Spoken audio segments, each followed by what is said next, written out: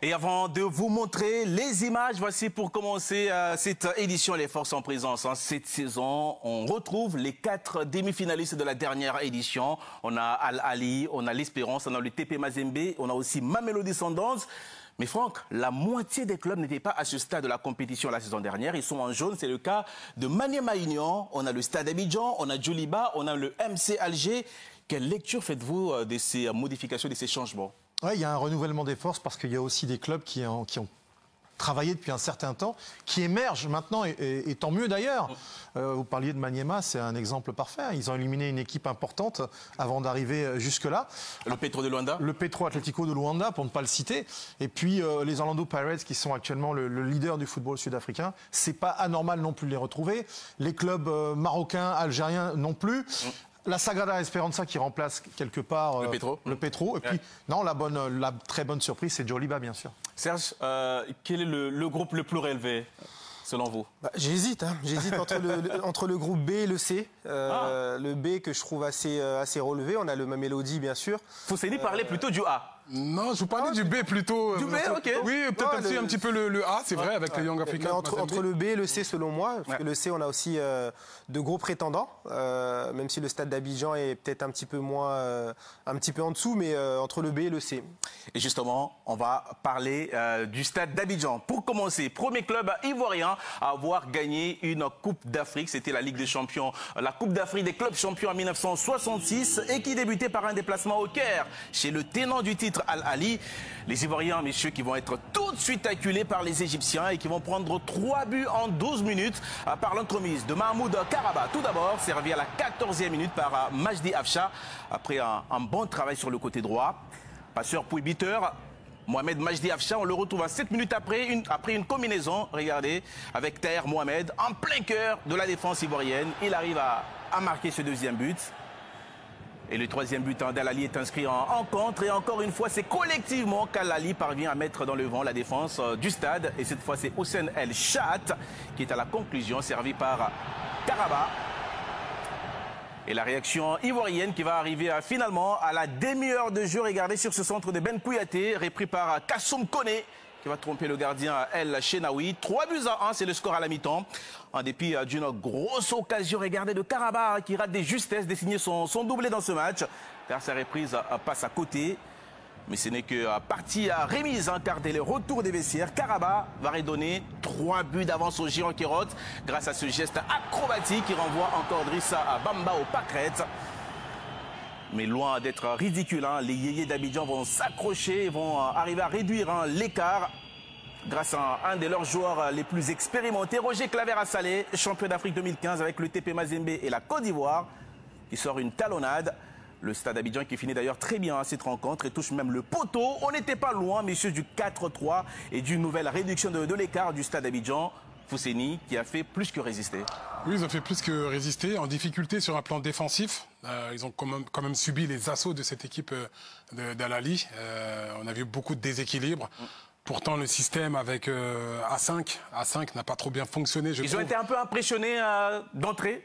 Ils vont quand même chez chez l'ogre africain, bien sûr, le club le plus titré. Donc les entames sont très importantes. Quand on encaisse 3 buts, c'est compliqué. Moi, je trouve qu'ils ont bien réagi, puisqu'ils ont réduit le score. Après, il y a le 4e, ils reviennent à 4-2. Ouais. Ils se sont pas reniés, ils sont restés sur leurs principes. Ils se sont dit, allez, on va chez le plus fort. Autant rester sur ce qu'on sait faire. Si on perd, on aura perdu avec nos armes.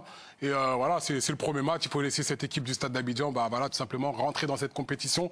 Mais en tout cas, ils n'ont pas à rougir de leurs prestations, même s'il y a beaucoup de choses à améliorer sur un plan défensif. Mais je trouve que dans le jeu, j'ai vu beaucoup de jeux combinés, beaucoup d'enthousiasme. On a essayé quand même d'attaquer. Donc il va falloir vraiment trouver un équilibre pour remporter des matchs et prendre des points. Justement, Serge, comment on ressort d'un tel match ? On a pris 4 buts, on a marqué 2. Quel enseignement, finalement ? Mais justement, il faut en tirer beaucoup d'enseignements. Alors, comme l'a dit Fous, moi j'étais au commentaire de ce match. La première chose qu'on relève du côté du stade d'Abidjan, c'est que c'est les erreurs tactiques surtout. On sent un système qui n'est pas totalement maîtrisé par les joueurs. On sent beaucoup de déséquilibre. Alors que normalement, c'est vrai, ce système en 3-5-2 ou en 3-4-3 qui se transforme un petit peu en 5-3-2, c'est pour justement mettre de la densité et dans l'axe et sur les côtés. Alors qu'on a vu beaucoup de fois où l'équipe s'est désintégrée. On a vu Al Ahly qui s'est promené un petit peu. Donc sur ce point-là, effectivement, il y a des choses à améliorer. Mais offensivement, c'est une équipe qui joue. C'est une équipe qui joue et parfois qui s'est projetée très vite vers l'avant. Et ils se sont rendus compte que justement, en jouant en transition rapide, ils étaient capables de prendre de vitesse cette équipe du Al-Ahly. Donc ça peut leur servir pour les prochains matchs. Le Stade d'Abidjan, Franck, qui n'avait pas son entraîneur sur le banc pour ce match, Alexandre Lafitte, c'est un problème de diplôme? Ouais, faut croire qu'effectivement c'était ça, parce que pour le reste, c'est lui qui a fait la mise en place.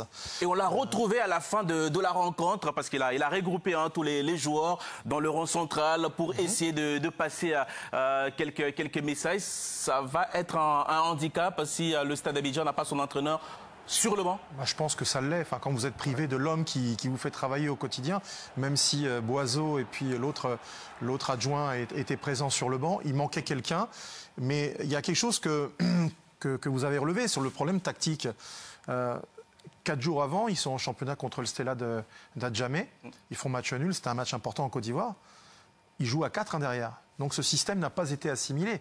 Autant offensivement, ils savent se redéployer, et vous l'avez bien expliqué, autant défensivement, ce système à 5 ou à 3, ils ne sont pas coutumiers.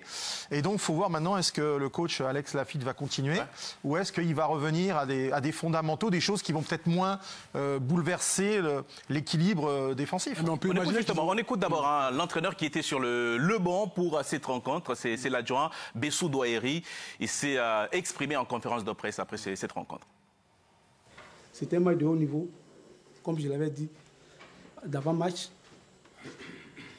que le Al-Ahly est une grande équipe. Et à ce niveau, le plus efficace, il gagne le match. Leurs raisonnements de but qu'ils ont eu à concrétiser. Et nous, on a pêché un peu devant les poteaux. C'est pourquoi. Mais je pense que ce qui s'est passé, nous avons retenu la leçon. Nous retenons pour étudier et puis essayer de remédier à ce qui n'a pas marché. Dans l'ensemble, c'était un bon match. Et je pense que le jeu que nous avons produit nous amène à dire que nous avons des points à prendre dans ce groupe.